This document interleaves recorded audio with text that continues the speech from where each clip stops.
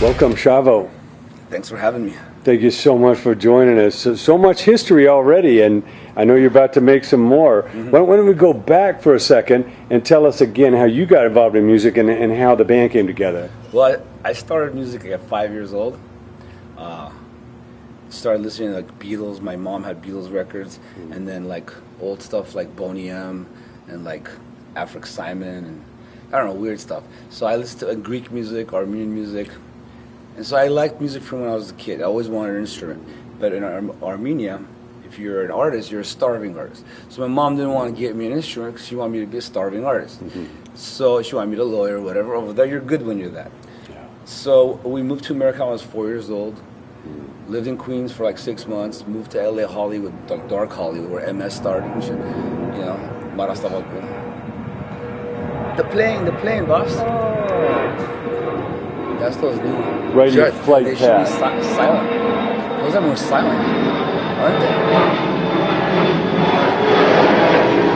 It's probably about as silent as it gets. No, I've seen that. I've never some stealth. Okay, keep going. So, yeah, then we moved to Hollywood in '79, and I saw a billboard with Kiss on it. And I was this little kid, 5 years old, and I went, whoa, that exists? I didn't even know the music, you know? I was just like, cool, you know? And then I saw them on Solid Gold. And now that I watch it on YouTube, I'm like, I like that. But it was cool. Gene Simmons shed a tear. Anyway, make a long story short, that got me into music, loving all that. Started getting records. My first record was Kiss, Fight Crushes the Night. Then I got Quiet Riot, and then I got Public Enemy, and I started getting like deep, you know. And I realized that there's a common bond with all the music that I'm listening to, because I started getting into hip hop too a lot. Yeah. And I'm doing hip hop now with RZA and stuff. So you know, he actually produced us covering "Shame on a Nigga" for the Loud Rocks compilation, and RZA got on it because I didn't want to offend the older gods that might not understand, you know. Yeah. So I said, "Come on it," so we're cool, you know. Like I know what that means. That means my brother, you know. Anyways, and Rick did that. We're talking about Rick Rubin here. Yes. Because we haven't gone there yet. So then at 11, I got a guitar, started playing, didn't stop, and then no lessons, never ever of anything.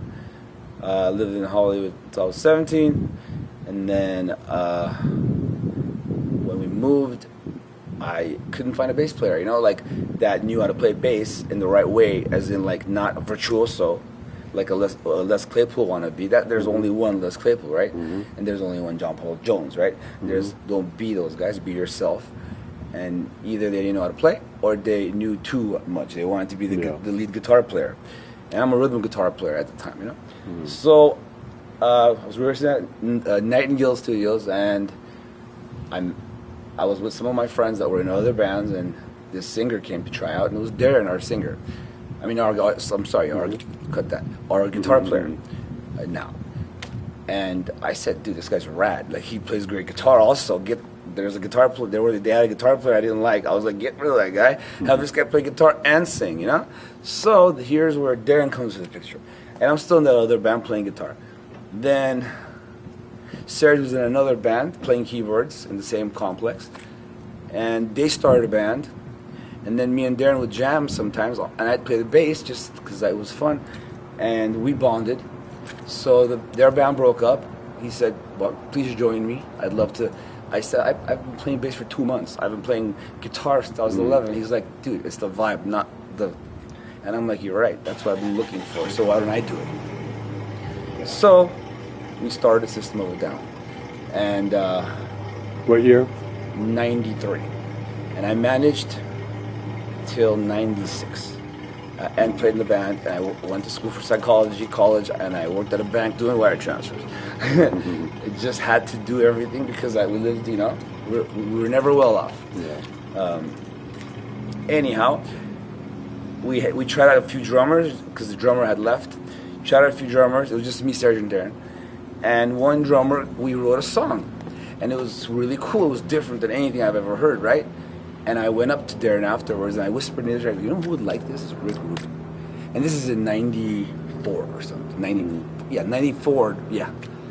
And he's like, man, don't get ahead of yourself. I'm like, no, I'm not saying Rick Rubin's I'm gonna open the door and Rick Rubin's gonna be there and sign us now. I'm just saying this is a vibe because he's got such a wide, array of like just music. He'll go from Dixie Chicks to Public Enemy to System of a Down to Johnny Cash to Willie to Neil Diamond, Metallica. I mean, just Jay-Z. I'm not even naming 85% of what he's done. This man, right? Yeah. So, but I felt it. I said, look, I gotta chill. Look, Wow. it's real. Because I whispered in his ear. He said, and Darren's always the guy that's, don't get happy, because it'll go away if you get happy. So he's always like, when we won the Grammy, I was like, congratulations. He's like, oh, you're all happy? He's like, don't be happy. We gotta strive for become better and stuff. I'm like, yeah, I didn't say nothing. I just said congratulations, bro. So he shunned me on that Rick Rubin comment, but I can never forget it. Yeah. Years later, '97, we're playing the Viper Room. And they tell us Rick Rubin's coming. And I'm like, hell yeah. So they're like, just wait, the curtain's closed. And then he came in, and our manager, the guy that I hired, his head came into the curtain and said, he's here, closed. All of a sudden we're like, okay, let's go. Like we're like nervous little kids, right? We're like 20s, or early 20s, And all of a sudden the curtain opens and we start, and the only person I can see is Rick Rubin, because it's a Viper Room. It's like, you only fit like 150 people in there, and he's just that hair, the beard, just going, smiling, and it made us rock that show. And there was like 4 other labels there that were coming after us for like months, no offers, nothing. We're like, why are you just coming to every show? You're wasting your time, or no one wanted to be the first one. That day, Rick walked outside with us. You're my band. I want you. Like, I don't need to hear anymore. I'll hear more when you're mine. And which was really, like a selling point for us, because he didn't have to wait until someone else. So the other labels started dropping their money on us, and we ended up going with Rick after negotiating here and there. And I didn't want a single for a while, so we got a late single. He agreed with that. I wanted people to love us for the band. I wanted to tour. I was like, put that money in touring. Let's go out there. We don't want to be loved for that song on the radio. We want to be loved for the band that we are. And he understood that. And so we made our first record. And we went from Sound City to his house to everywhere. We recorded Serge Upside Down it's like singing to the Hollywood Hills, like just crazy. He has these little caves. We were in the caves, the recording is in a tent. Like, just, he's really impressive as a visionary. Thank you. He's a real producer. Get a lot of people talk shit about him because those guys can't do it themselves. So they want someone to come and tell them, you got to play this riff and that riff, and this is how you got to. Okay, like, why are you in the band? Someone else could come and do that, I could tell you what to do, and you can do it if you know how to play. Yeah. Anyways, but he listens. He likes what you do. He'll hear something in the song that we didn't probably hear. That might be the hook, or that should go longer or shorter. Just like he never wrote a riff. I don't even know if he knows the board, like how to run. I mean, he probably does the volume, but he just, he usually lays down, and he had this thing that the microphone came on, and we'd be in our room, jamming, getting the drums, and he'd be like, stop, I heard a click, and okay, back, this, and the craziest little ideas made our songs grand. When we thought we had it, and he said, well, we looked at each other like, what? We do have it. Then when he said his idea, we're like, we didn't have it. Now we have it. So that's Rick Rubin for me. I appreciate everything from Crush Group, and I brought the VHS, and it got lost in his house, right? Rick, if you're watching this, you have it still. Crush Group, you gotta watch that. And from seeing how he started with Russell, and I love Russell too, because he does what he wants. When he had that little show, I was liking that show because I learned business from him. I was a good speaker and a good convincer and a good seller, but I can't buy something for $0.25 and sell it for $2. I don't have that in me. I need someone for that. I can't lie to you. So, wait, quick. Sure. Before I said that, Yeah. I want to end it with something really cool. Okay. But I want to think of which. There's many stories. That's why. Yeah.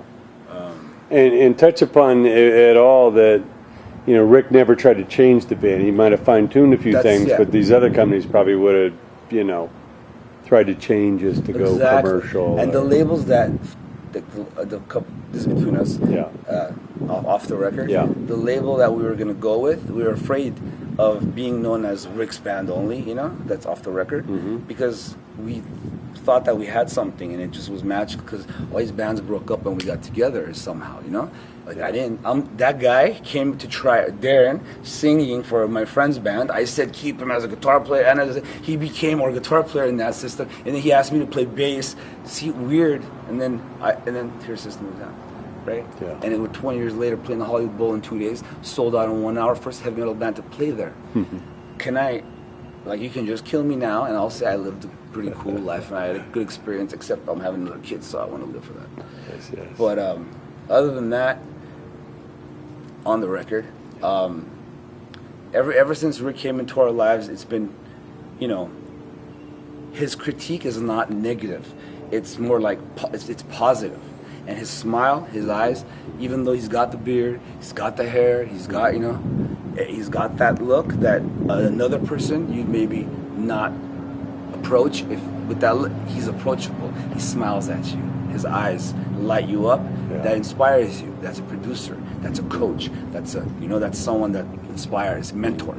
So I learned how to produce by watching him, and I've been producing. Since we took the hiatus, I've produced like 4 or 5 bands, and I started making a record with the RZA from Wu-Tang Clan because of that one track we did, where you should bleep out the word I said. Yeah. And it's called The Chosen. It's going to be dropping pretty soon. It's hip hop. I made all the beats. Like RZA one time came to my house. This is all about recruitment too. Like this is how he made me open. I play drums. I could watch that playing and think of a song. And I'm waiting for practice.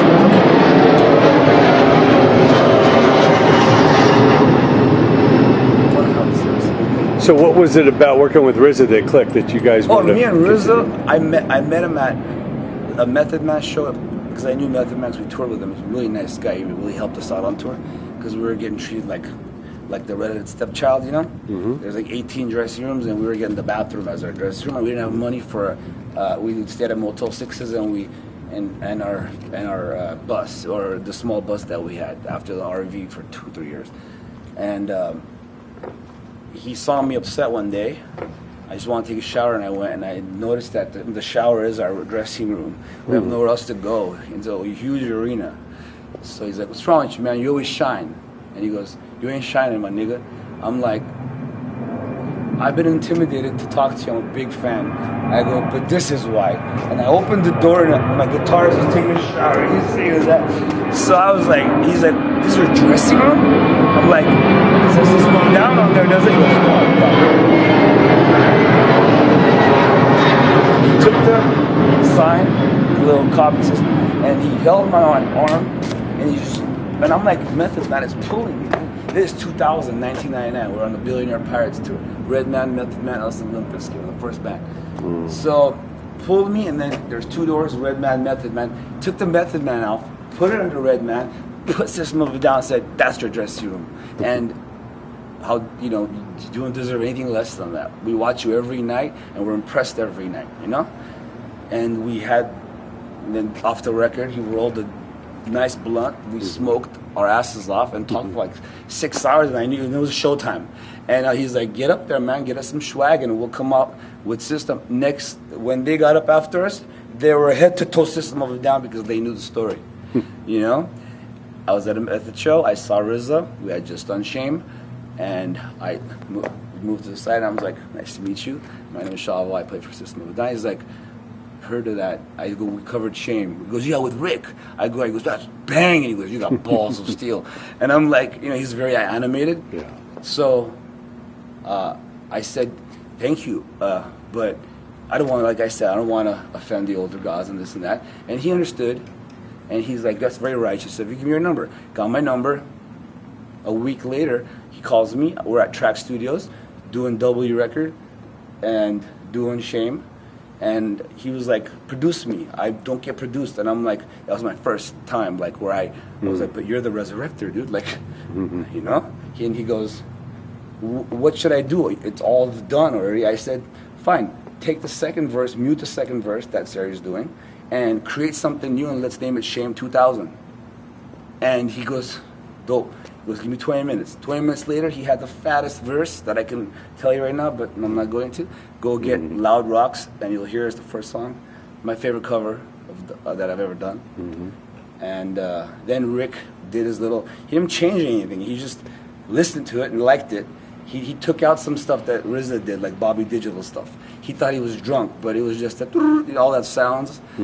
Rick thought it was like he was wasted, that's why. So he took those out, and the song, that's how we met. And then we just started talking, me and RZA. We have the same mentality. It's like we said, we'll do music even if it wasn't our jobs. We'd go 9 to 5 and come home and play guitar or make beats or do whatever, that because we love it, not because we have to do it. It's not a job. I'm going to go to rehearsal right now. I'm amped. That's why I'm rushing this. Yes. I'm like, I'll be there at 5. I know, man. I'm glad it's down the street. So... Now, what advice would you give to new artists today after all you've seen and been through? What do they need to concentrate on? Themselves and originality, and not listening to the radio. Don't listen to the radio. Stand out, don't blend in. Whenever we're going to write a record, or I'm going to produce, or I'm going to do anything, or direct a video, I don't watch MTV. I cut myself off the radio, and I just play, and I just let my brain take over. It doesn't start right away, but it just kind of, you create your own stuff. Because if you listen to the radio, it goes into your subconscious, and it'll come out somehow, you know? And that's just my experience. So that's what I do. Darren is a genius songwriter, and most songs he brings, the Rick is already like, boom, it's done, you know? Add this and that's it, or lengthen that and that's it. So it's a great unit. He's our 5th member, and I love the guy as a friend, as a mentor, as a producer. He taught me a lot. So what I was saying about the Chosen record, RZA said, I want you to make all the beats and produce the record, and I just want to rap on it and sing on it, and it's about righteousness, and there's no cussing, and we got George Clinton, we got John Frusciante. We made it in my bedroom on a Pro Tools set with not a booth, nothing, just headphones and a microphone and Pro Tools and a 909 and a 4000, and it went. And he taught me how to make one beat, and he goes, I've always wanted to play guitar. So I taught him a couple of chords. He went on tour, I went on tour, came back, I had 50 beats. He had 2 guitars and he was jamming. That's how we help, musicians are, you have to inspire each other. So that's the advice I got to give. Meet someone that inspires you and get inspired. Don't think you're the shit, because when you think you're the shit, that's when you become shit. You're never done. You're never complete. There's always somewhere to go, to grow, and be original. Always be original. Music schools ruin you sometimes, unless you're going for technical stuff. Because it's one teacher talking to 200 kids every hour, teaching them his way of playing. Those 200 kids are going to learn the same exact style and way, and then the next year, so it's like they're just breeding the same. And then one of those thousands at MI or whatever, no diss, they do good work there, but one person out of a million succeed because they got lucky.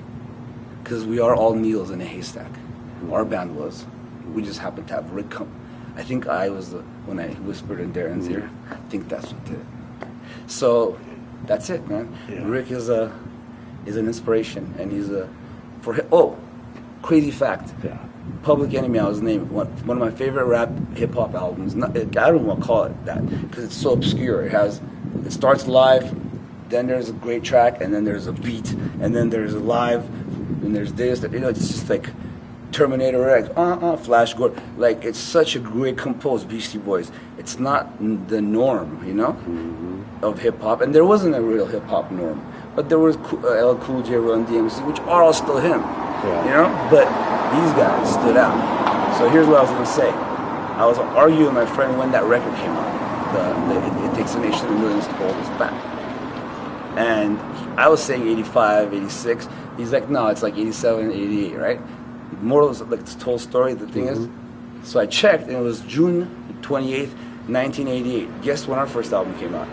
June 28th, 1998. Rick Rubin, American Records, same exact home, same exact guy, same Public Enemy opened the door for us to speak the way we do. And again, look, and we'll end it on that. Love you, Rick.